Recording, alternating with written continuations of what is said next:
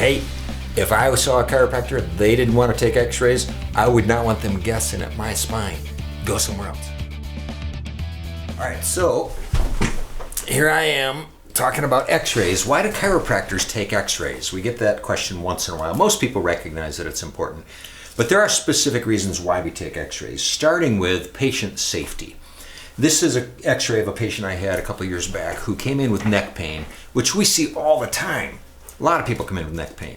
He had been to emergency because he was in a lot of pain. He called it a 9 on the pain scale of 1 to 10. And in emergency room, they gave him painkillers and sent him home. He came to us that same day, and we did take x-rays, and we found this. Look at that. You can barely see it unless you know what you're looking for. That is supposed to be 2 vertebrae, like these 2 vertebrae.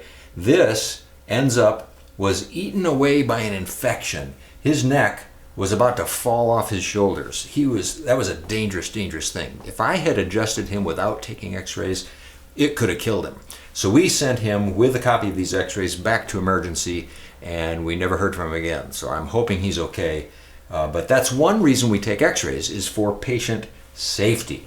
Another reason we take x-rays is to look for contraindications. That right there would be a contraindication to adjusting this guy with any technique, manual, especially manual, but even an activator or the pro adjuster. I would not touch his neck to adjust him. That's probably a surgical repair, emergency surgical repair. Another reason we take x-rays is for accuracy. If we're going to look at a spine and adjust it, we want to know exactly what the misalignments look like. Just exactly how are they rotated? How are they tipped? So when we do an adjustment, we can be as accurate as possible and not waste care on a patient, just kind of slamming and bamming and guessing at what's going on in there.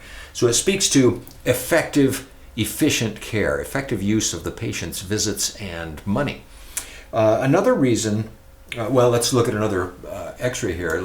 We would never have guessed that this lady had all of this going on in her spine. I mean, look at what's happening here with this curve. You wouldn't necessarily see that without taking an x-ray. There's 52 degrees of curve there and very significant rotational misalignment there. That's a big misalignment. And again, we can't be effective by just guessing at what's going on in there.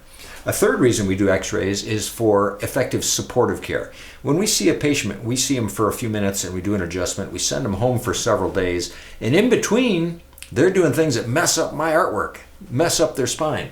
So if we have accurate x-rays, we can give them very specific things like exercises to work on in between visits so that they're helping us make corrections all week long in between their visits. So that's another reason, effective supportive care. Another reason we take x-rays is to show progress. If we do x-rays a year and a half down the road on this lady, we can see that we've reduced this misalignment by a good bit. We can talk some more about that in another video, but showing progress. And then the final reason is for insurance support. Insurance companies want to know why we are adjusting patients, why we are billing them for their office calls.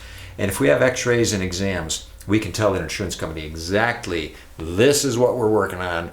You need to pay for this patient's care. So there's the 4th or 5th reason. A lot of reasons why we take x-rays. And frankly, if I saw a chiropractor who did not take x-rays, I would move on to the next chiropractor. I want my chiropractor to know exactly what he's doing and why. There you have it.